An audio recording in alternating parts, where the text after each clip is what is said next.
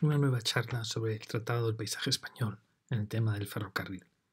Como he dicho, estas charlas son puramente divulgativas. Cualquiera que conozca bien el ferrocarril sabrá más de lo que vamos a contar. Pero tratamos de divulgar el conocimiento de esta maravillosa empresa que fue el trazado del ferrocarril, de los primeros ferrocarriles españoles. Como decimos en la introducción, son bellísimas líneas en un paisaje muy complicado, muy abrupto, que lograron, en cierta manera, transformar la península.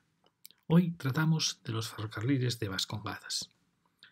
Hemos dividido la lección en dos lecciones porque era muy larga. Es una región que me ha tocado trabajar en ella muchos años y la conozco muy bien y hemos hecho a veces propuestas sobre los ferrocarriles. Por eso me perdonaréis que quizá es más extensa que la de otras regiones y en ella vamos a ir y volver. Por eso os pido ya disculpas. Por eso está también dividida en dos partes. Fijaros que cuando hemos hablado de los ferrocarriles españoles, nos damos cuenta que la Diputación de Bilbao fue una de las grandes pioneras. Fijaros que ya en el año 29, ya Bilbao planteó un ferrocarril que fuese a Burgos, pensando en conectar con Madrid. Fijaros qué fecha tan temprana. Luego, en el año 31, vuelve a plantearlo. Y hasta también en el año 45, cuando ya empezaban todas por así decir, las concesiones. Sin embargo, Bilbao, ¿qué quería? Quería haber logrado la conexión con Madrid y posteriormente, por supuesto, haber ido hacia Francia, hacia París, en una de las grandes líneas importantes de la nación, la línea del norte, la línea que se llamó luego la línea real, que era Madrid-Irún-París. Pero, sin embargo, tuvo mala suerte. La compañía del norte, dominada en parte por los Rothschild, una compañía con capital francés, inició ya el trazado y se dio cuenta de la complejidad que tenía pasar por Bilbao. Luego lo veremos más detalladamente. El caso es que Bilbao se da cuenta que el trazado del tren no va a pasar por su ciudad y entonces trata de lograr conectar con esa gran línea que va a ir por Miranda a Vitoria, pensando conectarlo en Vitoria o conectarlo en Miranda, y a la vez se da cuenta que sí, una propuesta que aparecieron los diputados de La Rioja, en que dijeron por qué no se construía una línea Bilbao por el Valle del Ebro hasta Zaragoza. Ya Pamplona había construido una línea en el año 61, había alcanzado Zaragoza y a la vez desde Lérida habían logrado también unir con Barcelona, es decir, que todo el Valle del Ebro se estaba moviendo. A la vez había iniciado la línea Zaragoza-Madrid. Es decir, que si Bilbao lograba a través conectar en Miranda o en Vitoria con la línea del norte y luego seguía Valle del Ebro, podía conectar en Zaragoza con la segunda gran línea, que era la línea de Barcelona. Por eso la Diputación se decide y en el año 58 empiezan las obras. Es una decisión muy valiente, la Diputación de Vizcaya con empresarios vascos y empresarios riojanos, y empiezan la línea de que se va a llamar el Bilbao-Tudela. La empiezan, como digo, en el año 58 con el compromiso de en 5 años acabarla. Y efectivamente la acabaron. Fijaros que en estas fechas tan tempranas, como vimos en estos planos, en otras lecciones, vimos que la línea de Mataró fue la primera línea, muy avanzada en el año 48. Luego los empresarios catalanes empezaron a crear líneas hacia el interior de Cataluña, pensando ya luego en llegar a Lérida y luego Zaragoza. La asombrosa línea de Alicante, del Marqués de Salamanca, MZA, la gran compañía que va a ser competidora de Norte, ya en el año 58 se ha logrado unir con Alicante. Los también muy avanzados andaluces, empresarios andaluces, que han logrado en el 59 unir Córdoba con Sevilla. Es decir, Bilbao no se iba a quedar atrás. Fijaros que Bilbao logra conectarse con el Valle del Ebro ya en el año 63, aprovecha en Castejón, donde llegaba la línea Pamplona-Zaragoza, luego Barcelona, con lo cual basta llegar a Castejón para conectarse. Y atendía a toda la Ribera Navarra, a toda La Rioja, y desde Bilbao conectaba con el Valle del Ebro. Pero era una línea muy pensada exclusivamente en Bilbao. Fijaros que ya en el año 64 la línea de norte es completada, es decir, un año después que esta línea del Ebro, y en Miranda hace su conexión con la línea de Bilbao. En el 65 Pamplona se conectará a esa línea del norte y como vemos en el plano, muchas regiones ya estaban muy avanzadas en sus líneas y prácticamente España empezaba ya a quedar unida a todas sus capitales.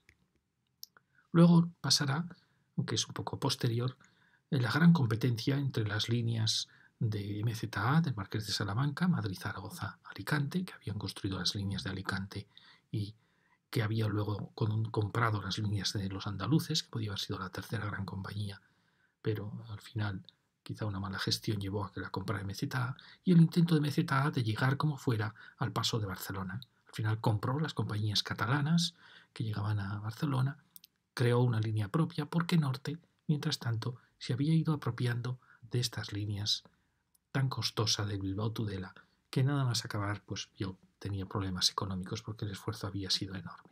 Entonces acabaron siendo dominadas por Norte. También, curiosamente, la línea Pamplona-Zaragoza, cuando realmente había sido iniciada por Marqués de Salamanca. Su vocación hubiera sido ser de MZA, pero Norte acaba controlando todas estas líneas para llegar a Barcelona. MZA le quitó la conexión con Francia, porque si no, Norte habría controlado las dos entradas a la península.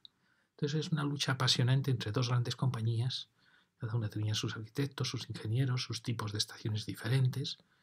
Ambas tenían capital francés, los Rothschild y los Pereiro, ambas familias judías, pero fueron entrando el capital español, el Marqués de Salamanca, incluso capitales vascos fueron entrando en Norte. Al final eran unas compañías muy integradas en la península. Entonces vamos a hablar primero de este ferrocarril que inicia la Diputación junto con diputados de Logroño en el año 58 y que es acabado en el año 63. Ya hemos dicho que Bilbao fue la primera en proponer un intento de línea Madrid-Irún y como al ver que quedaba olvidada por esa gran línea de norte, pues se dirige hacia el Valle del Ebro. Al final lograba así enlazar en Miranda con la línea central del norte que se iba hacia Irún, pero además lograba enlazar en Zaragoza, en Castejón, Tudela, al final en Zaragoza, con la gran línea Madrid-Barcelona que se estaba ya construyendo. Es decir, que por un lado, aunque quedaba aislado, lograba unirse a las líneas del norte y a la línea de Barcelona, a las dos grandes líneas radiales. Fijaros que el trazado a lo largo del Ebro, lo hemos visto al ferrocarril de La Rioja, es un trazado muy, muy fácil, pero a partir de Logroño el ferrocarril se va integrando cada vez más en las mesetas de areniscas del Ebro y al final en Conchas de Aro va a atravesar el Prepirineo, por así decir, o la unión de la cordillera Cantábrica y el Pirineo, va a atravesar las grandes sierras calizas entre los Obarenes y la Sierra de Cantabria en Conchas de Aro. Es por así decir la entrada ya del ferrocarril, podríamos decir, a la zona de Burgos-Álava.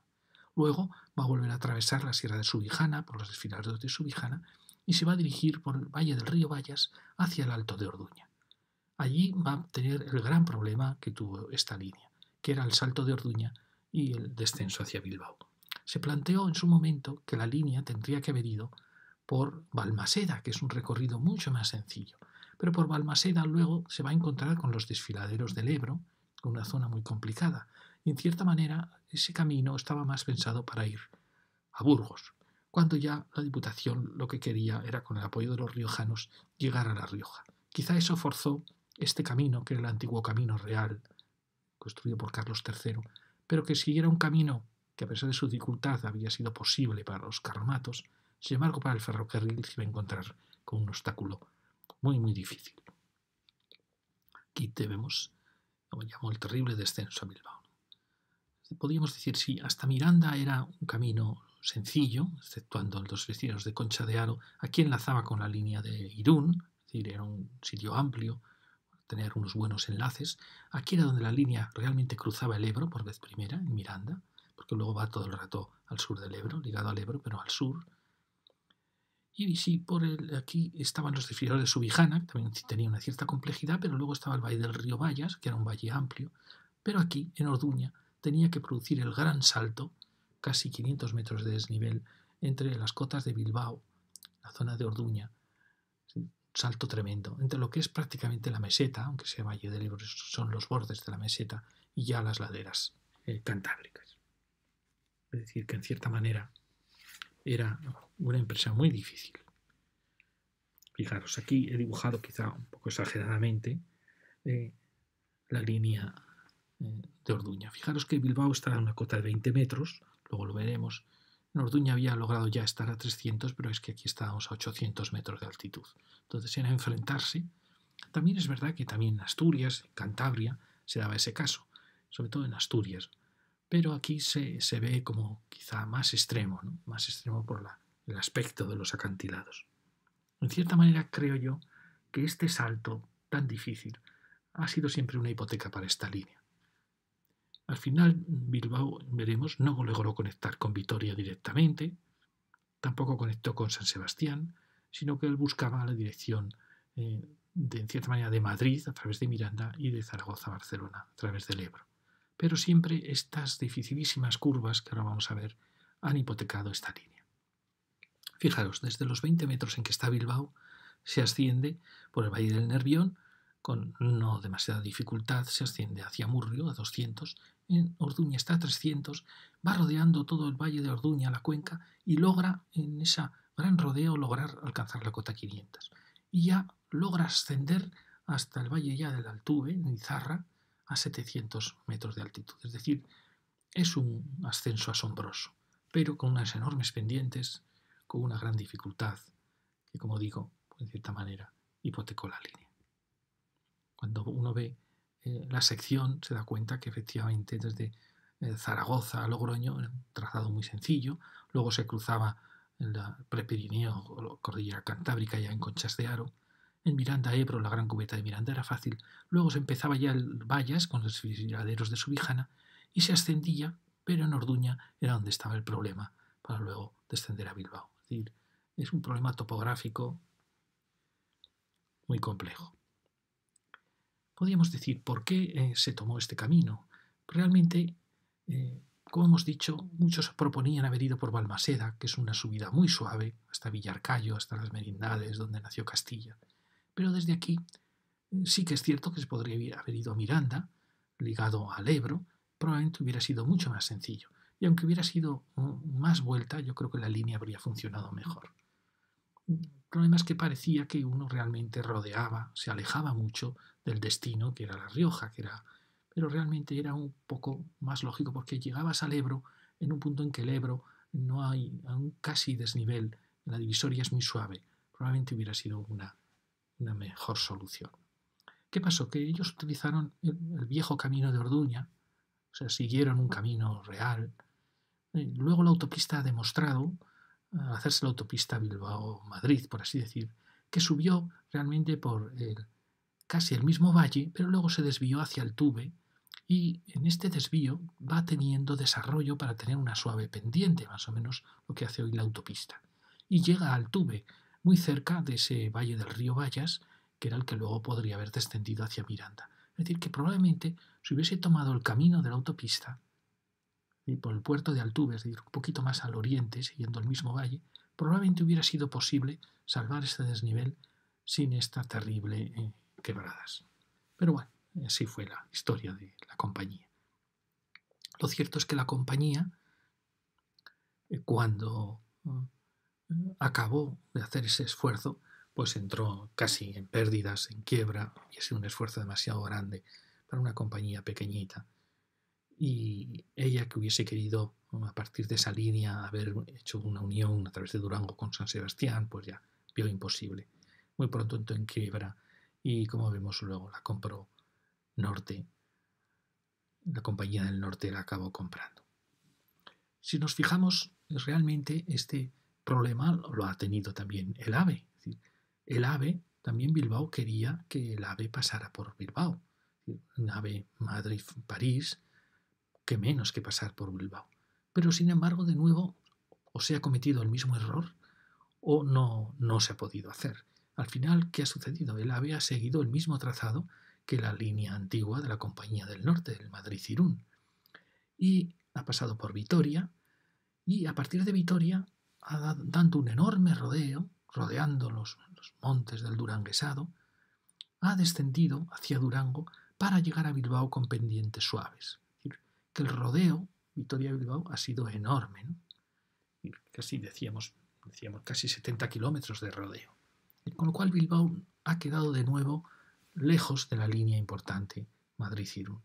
Es una especie de destino fatal que tiene esta gran ciudad, que en cierta manera es una gran ciudad mucho más potente que todo el resto de ciudades de su entorno, pero que está condenada en esa situación topográfica terrible, con el Ganekogorta, que alcanza los 1000 metros de altitud al borde del mar, el Pagasarri, es decir, la zona de minas, realmente los acantilados de Orduña, de la Peña Angulo, que realmente está en una situación muy, muy complicada y sí que está lejos de la verdadera diagonal que iría a Madrid-Irún. Eso, en cierta manera, lo ha condenado. Porque si la topografía hubiera sido más fácil, pues podríamos haber entendido que el ferrocarril a Irún hubiera hecho esta pequeña curva y hubiera pasado por Bilbao, lo mismo que el ferrocarril a Barcelona, el AVE a Barcelona, ha pasado con un pequeño desvío, ha pasado por Tarragona. Pero por desgracia, pues no se ha hecho así. Entonces, fijaros que el mismo problema, podríamos decir, con el que hemos tenido en la línea antigua, lo hemos tenido en el AVE.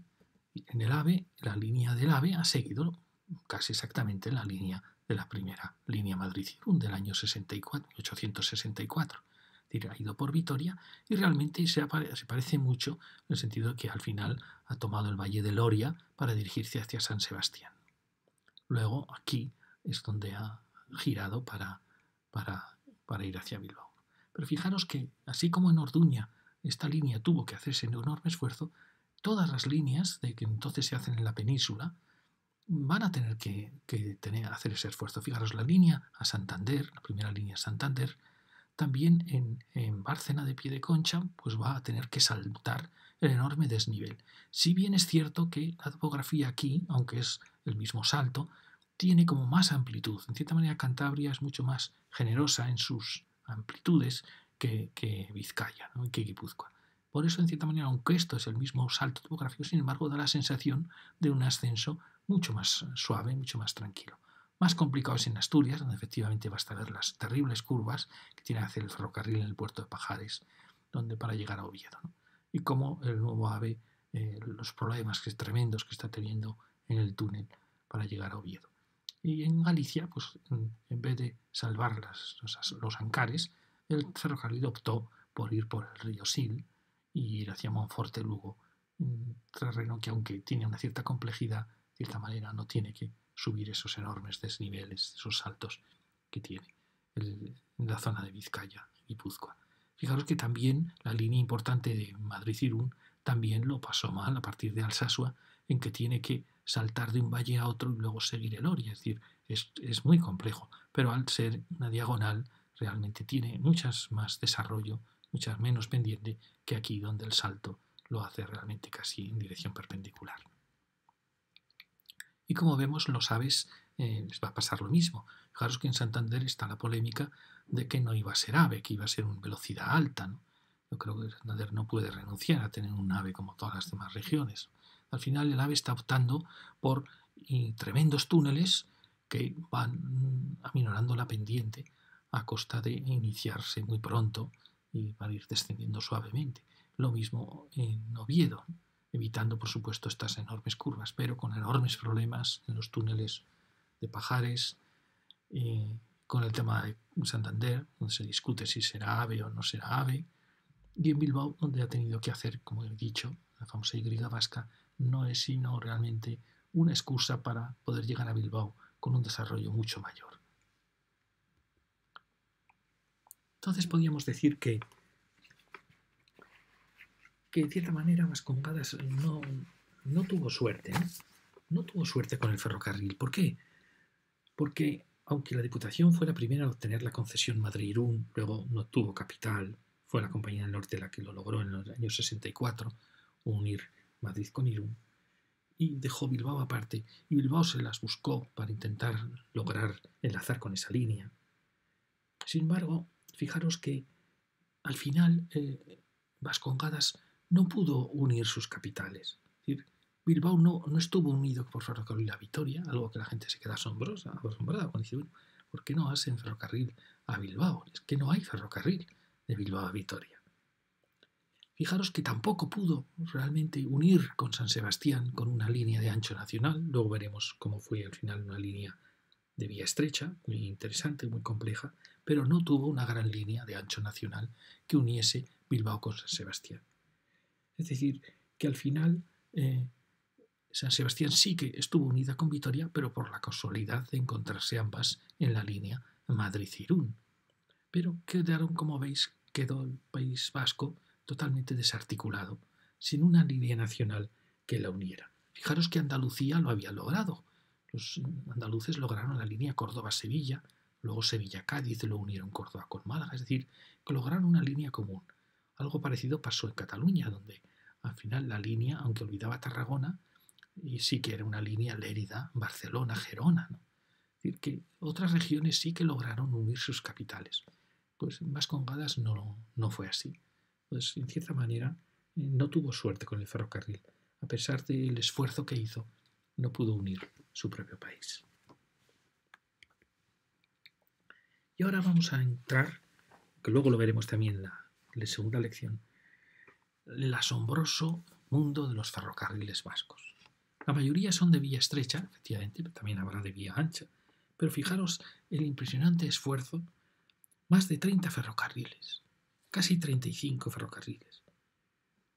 La gran mayoría, es verdad, son de vía estrecha, pero recorrieron las provincias vascas. Es algo inaudito.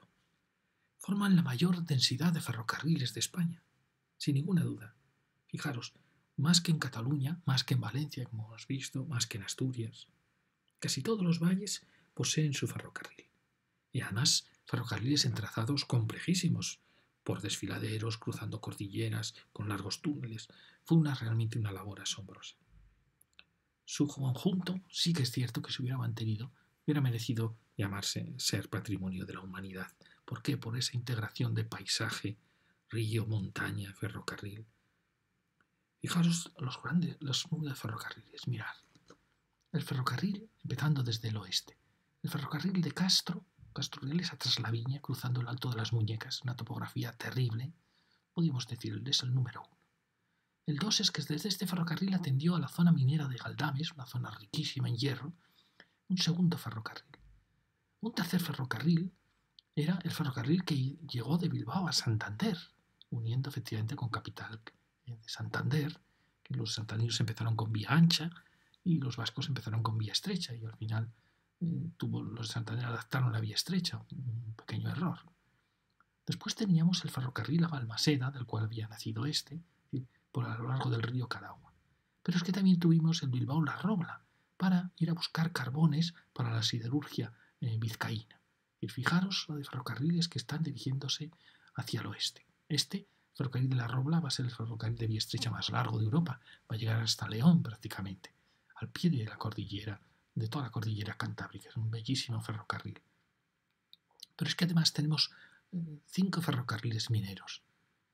El ferrocarril, vamos a ver, el minero del Regato, el de la Horconera, el franco-belga, el ferrocarril de Triano, el minero a Galdames, que rodeaba la cordillera.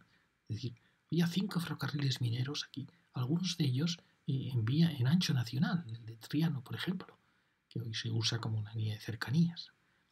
Luego tenemos el ferrocarril Bilbao-Portugalete, es decir, por toda la margen izquierda del Nervión, atendiendo todos los huertos y diques de la ría, y que llegó luego hasta Santurce, es decir, todo el borde hasta el mar, con un ferrocarril que partía de Bilbao. Pero es que además teníamos luego ferrocarril de vía estrecha, el ferrocarril a Plencia, que lo compró el Bilbao a Santander, que luego veremos se ha transformado en una línea de metro, el ferrocarril a Munguía, que salía de la zona de Luchana, es decir, de este ferrocarril, el ferrocarril a Lezama, que salía de una nueva estación en el Casco Viejo. Luego veremos el tema apasionante de las estaciones de Bilbao en la segunda lección.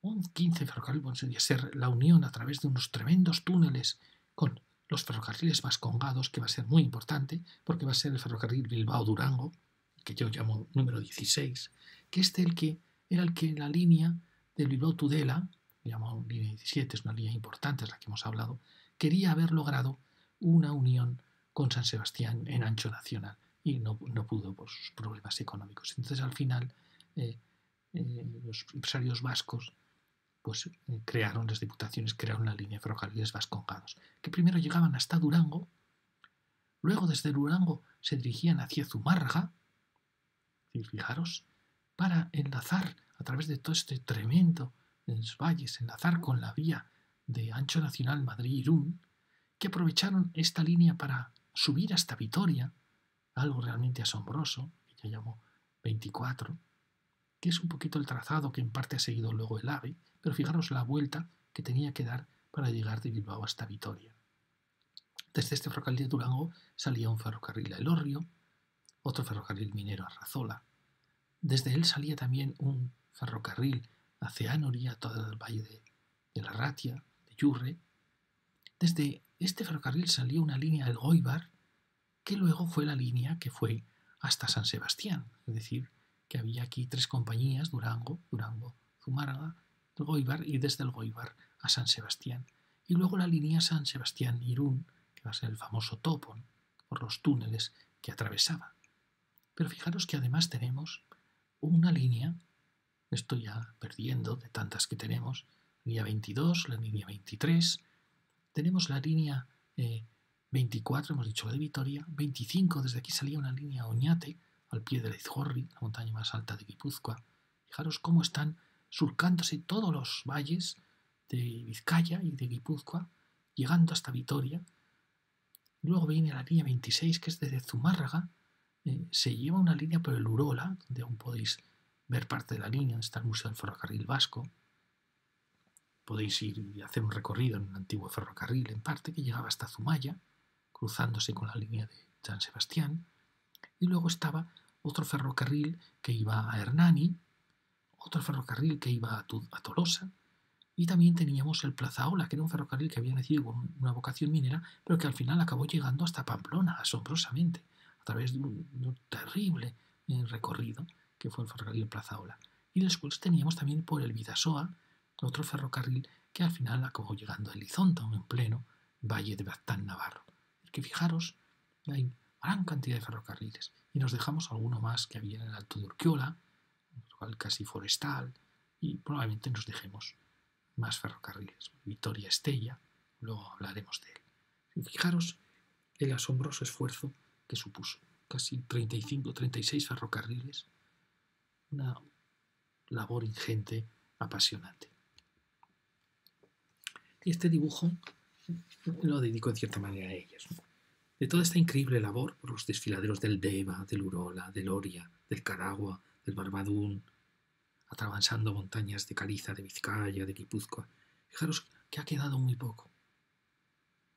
Han desaparecido prácticamente los mineros de Cobarón, del Regato, de la Orconera, el franco-belga, el de Galdames, el de Castro, que de Traslaviña iba a Galdames, el de Razola, el de Miribilla, los de Castro Traslaviña también ha desaparecido, el ferrocarril del Valle de la Ratia, el que iba a Munguía, que ahora parece que va a ser recuperado como metro, el que iba a Elorrio, el del Goibar a Zumárraga, que era importantísimo, Vergara, por supuesto el Durango, Vitoria, Estella ha desaparecido también, que era el único que había logrado subir hasta Vitoria, el de Oñate, también ha desaparecido el de Urola, Zumárraga, Zumaya, ha desaparecido el Plazaola, que llegó hasta Pamplona, han desaparecido los del Bidasoa, también el San Sebastián Tolosa, también el de Hernani.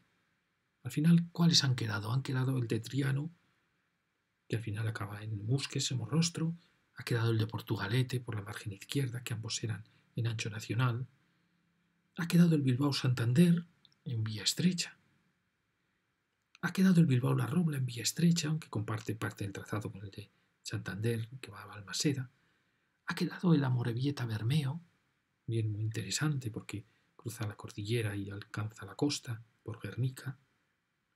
Ha quedado el Bilbao-Plencia, que ha sido transformado en metro, el Bilbao-Lezama-Zamudio, también transformado ya en metro, el importante Bilbao-San Sebastián, por lo tanto, en vía estrecha ha quedado, y el San Sebastián-Irún, ambos, y en la vía nacional la Madrid-Irún.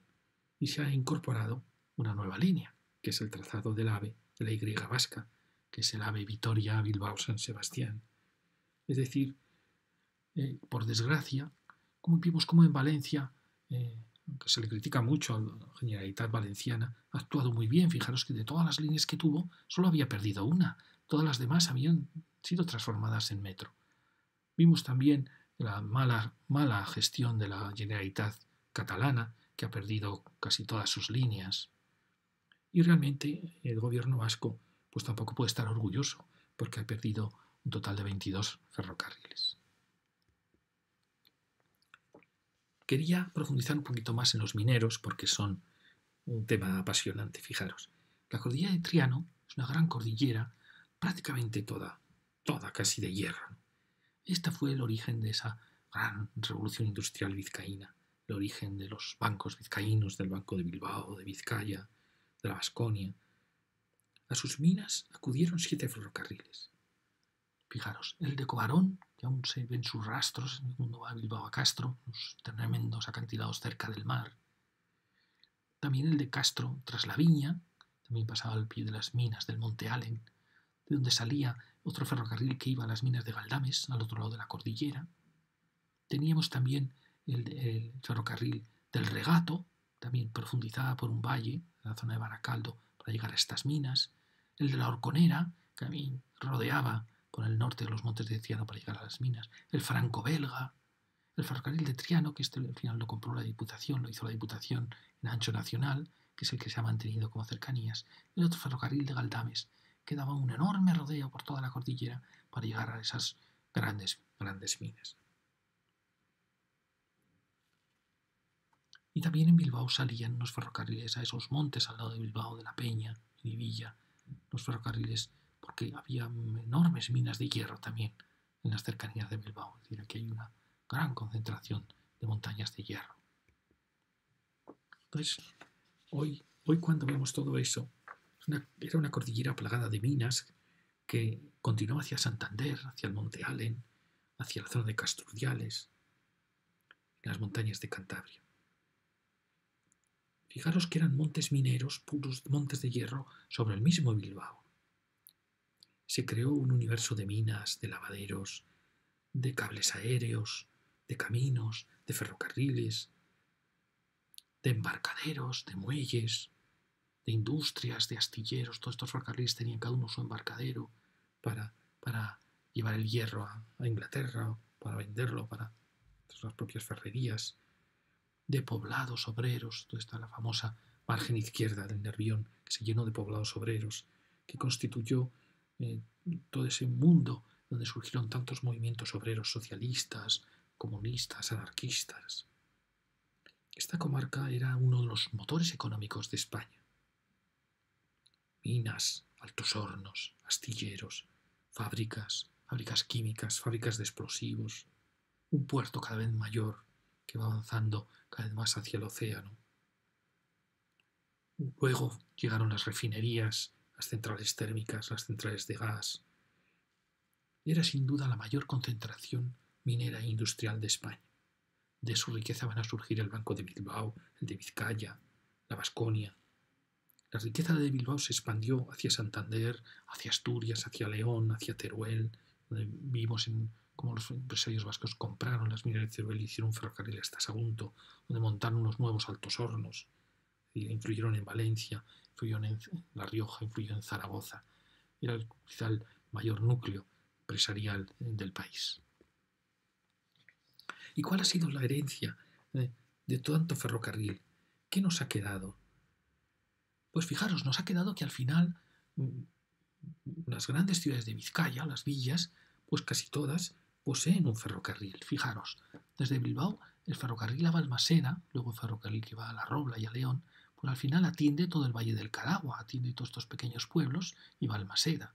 Y donde sale también un ferrocarril que va a Santander, que al final atiende el Valle de Arcentales y el Valle de Carranza, es decir, los últimos valles vizcaínos.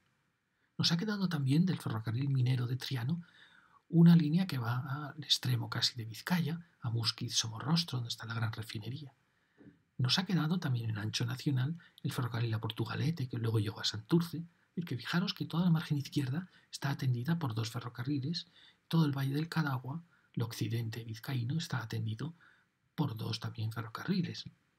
Pero fijaros que también el Valle del Nervión, siguiente valle, pues al final está atendido por la gran línea de Bilbao-Tudela, que es la línea que al final unía en Miranda a la línea de el Bilbao-Madrid.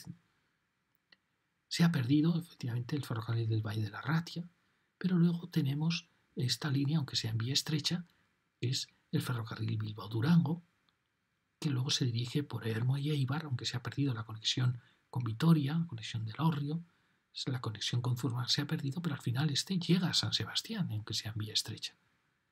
Y desde este salía, que antes no sé si lo hemos nombrado, uno muy importante que es el que iba a Gernika y luego se continuó hasta Bermeo. Es decir, que fijaros, Además teníamos también cerca de Bilbao el que iba por la margen derecha hasta Plencia, atravesando la zona de las Arenas, y también teníamos el que entraba al valle interior ya de la zona vizcaína, que iba a Munguía y a Zamudio. Es decir, que nos han quedado, a pesar que hemos perdido 22 ferrocarriles, han quedado en vía estrecha y en vía ancha ferrocarriles que lo que es en Vizcaya atienden bastante a todas las grandes villas vizcaínas. Entonces surge un tema muy importante, que es ¿cuál es la estrategia? Fijaros que hay un tema muy interesante, que es que en cierta manera las vías del Nervión hacia Occidente, que había un pueblo que eran los autrigones, que se considera no era un pueblo vasco, fijaros que las líneas de la margen izquierda son líneas de ancho nacional, han quedado líneas de ancho nacional, por lo tanto siguen en poder del Estado. ¿Por qué? Porque todas las vías de ancho nacional siguen en poder del Estado, como sería el Bilbao-Miranda o Bilbao-Madrid y el Bilbao-Puerto de Santurce. También la línea de Musquiz, que es una línea al ser ancho nacional, ha pasado a ser cercanías. Y luego pasaron las autonomías, el control de las líneas de vía estrecha, con la democracia se les cedió la vía estrecha, siempre que esa vía estrecha no uniese dos autonomías. Claro, esta vía estrecha va a Santander, con lo cual pues, no puede pasar a poder de la autonomía.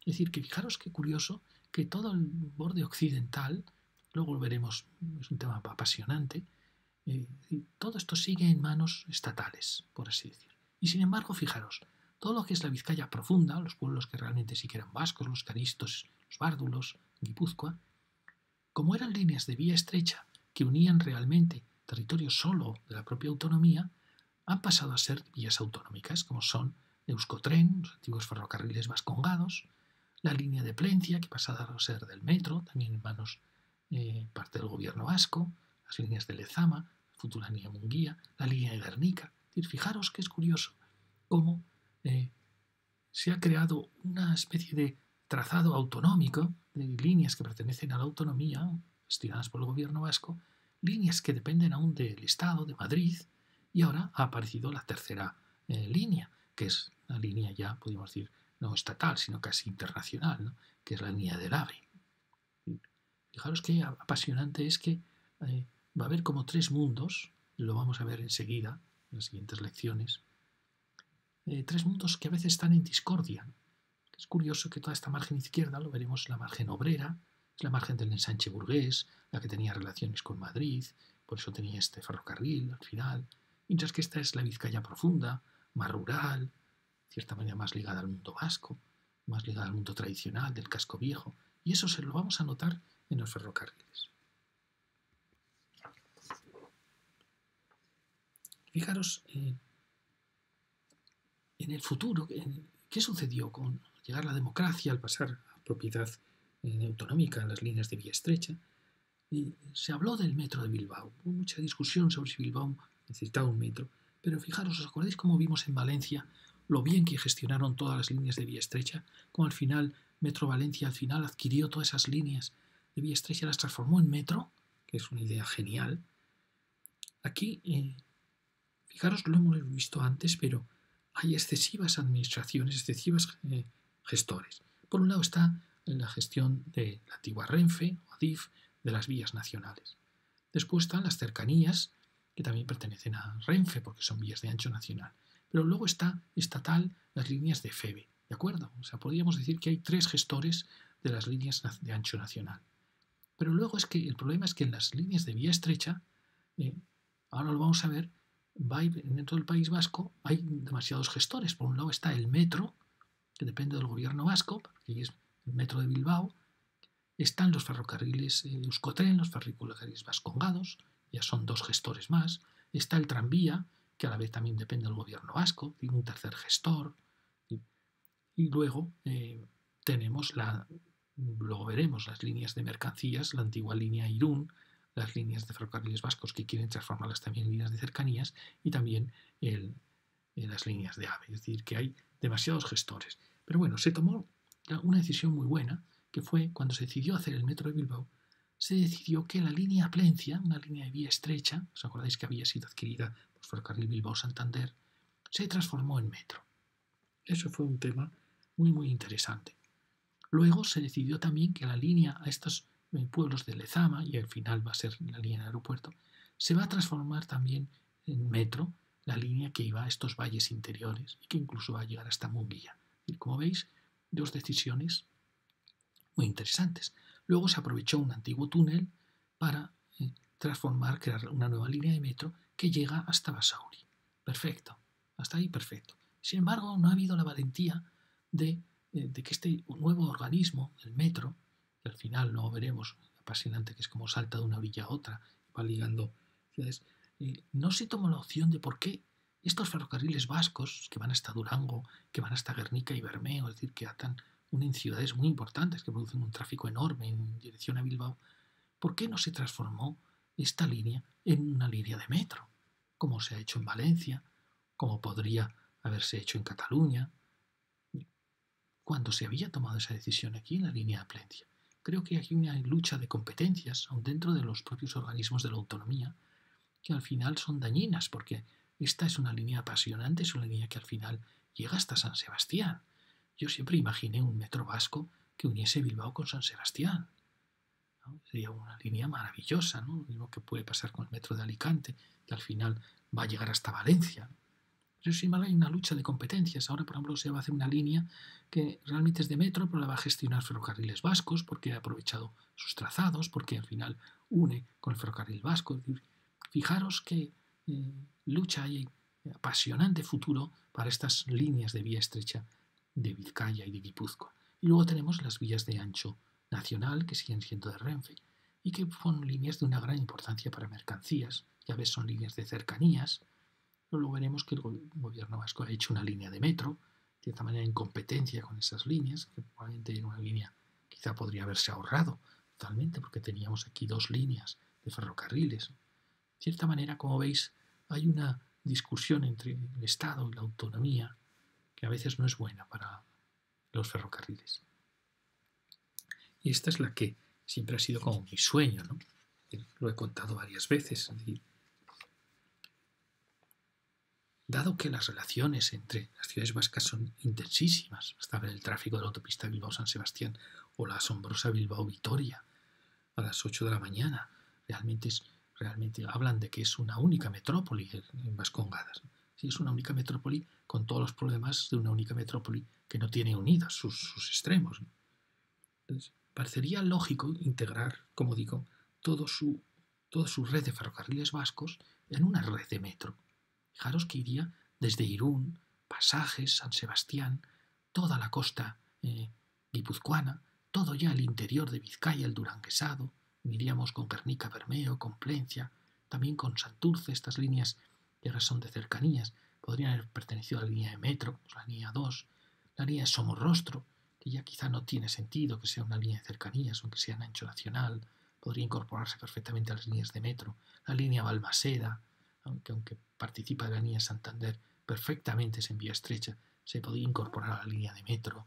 Es decir, que toda Vizcaya y Guipúzcoa podían quedar unidas por una línea de metro. Y no digamos nada si a lo mejor recuperásemos la línea de San Sebastián a Hernán y de San Sebastián a Tolosa, de manera que prácticamente toda la zona del interior de Guipúzcoa quedaría también unida con esa línea de metro.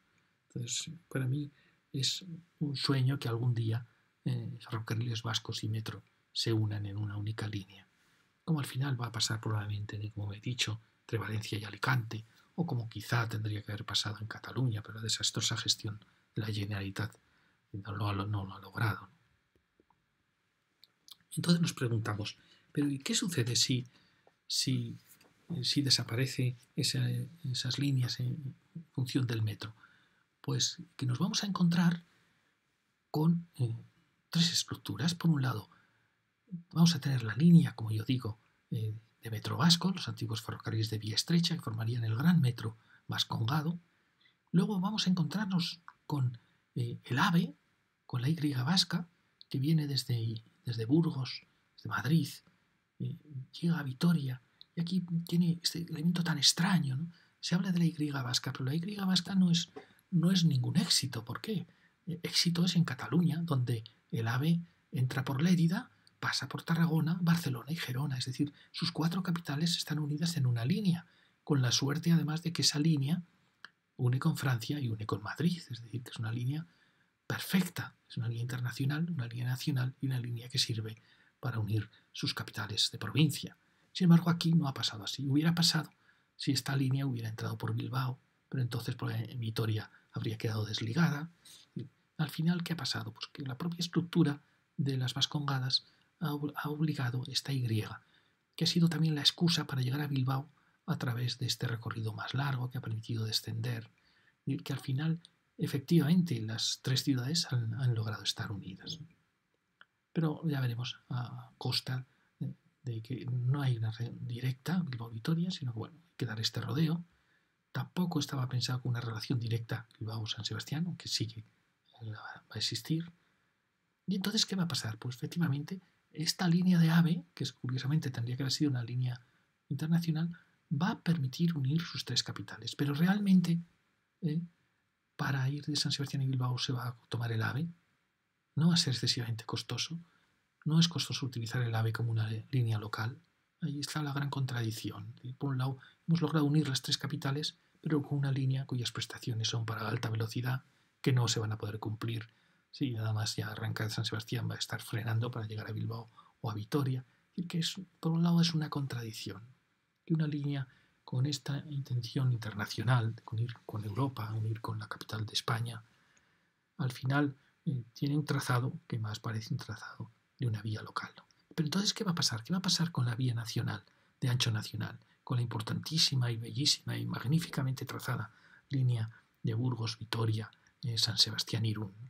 Y con la línea Bilbao-Tudela, aquella también magnífica línea que conecta con Zaragoza. Pues probablemente serían líneas que si se hiciese ese metro vasco con los ferrocarriles vascongados, estas líneas quedarían libres, dejarían de ser líneas de cercanías, quedarían libres para las mercancías. Pero a la vez el AVE vasco ha querido el gobierno vasco que sea un AVE preparado para mercancías. Es decir, que nos vamos a encontrar con 3 líneas que, como veis, en cierta manera se van a complementar, se van a contradecir entre sí. Y muy bien, como os he dicho, entraremos y volveremos. Pido disculpas porque en la segunda lección retomaremos estos temas, pero he preferido partirlo en 2 porque quizás se hacía demasiado larga la lección. Y muchas gracias y os espero en la segunda lección del ferrocarril de Vascongadas.